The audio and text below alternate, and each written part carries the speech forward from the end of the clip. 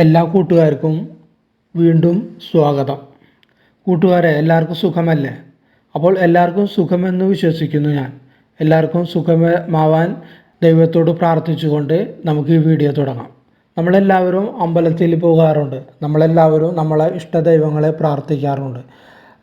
നല്ല മനസ്സുണ്ടാവണമെന്നും നല്ല ജോലി ഉണ്ടാവണമെന്നും നല്ല വീടുണ്ടാവണമെന്നും നല്ല സമ്പത്തും ഉണ്ടാവണമെന്നെല്ലാം നമ്മൾ നല്ല രീതിയിലെല്ലാം പ്രാർത്ഥിച്ചിട്ടുണ്ട്. പക്ഷേ എന്നിട്ടും നമുക്ക് വേണ്ട രീതിയിലുള്ള സമ്പത്തുകൾ ചിലർക്കും ഉണ്ടാവുന്നില്ല.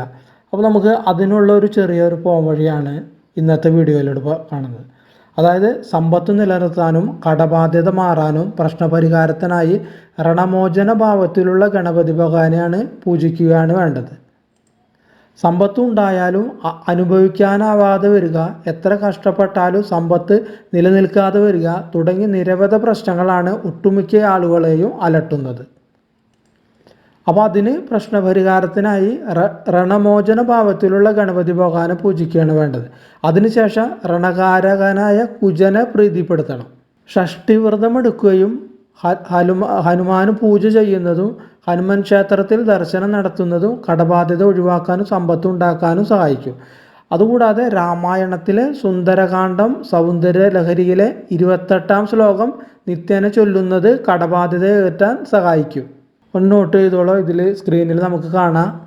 അതുകൂടാതെ സാമ്പത്തിക സ്ഥിതി മെച്ചപ്പെടുത്താൻ ലക്ഷ്മി വിനായക സങ്കല്പത്തിലെ ഗണപതിയെ പൂജിക്കുന്നതും ലക്ഷ്മി സ്തോത്രം 21 തവണ ജപിക്കുന്നതും നല്ലതാണ്. അതുകൂടാതെ സൗന്ദര്യ ലഹരിയിലെ 33-ാം ശ്ലോകം ശ്രീ മഹാലക്ഷ്മി അഷ്ടകം എന്നിവ ചൊല്ലുന്നതും ശ്രീ സൂക്തം ലക്ഷ്മി സൂക്ത എന്നിവ നടത്തുന്നതും ലക്ഷ്മി നാരായണ പൂജ നടത്തുന്നതും ഐശ്വര്യദായകമാണ്. അപ്പോൾ എല്ലാവരും ഇതിൽ പറയുന്ന വിധം ചെയ്തിട്ട് നല്ല സമ്പത്ത് ക്രമാനുഗതമായി വളർത്തി ഉണ്ടാക്കുക. ആ ഉണ്ടായ സമ്പത്ത് കാത്തു സൂക്ഷിക്കുകയും ചെയ്യുക.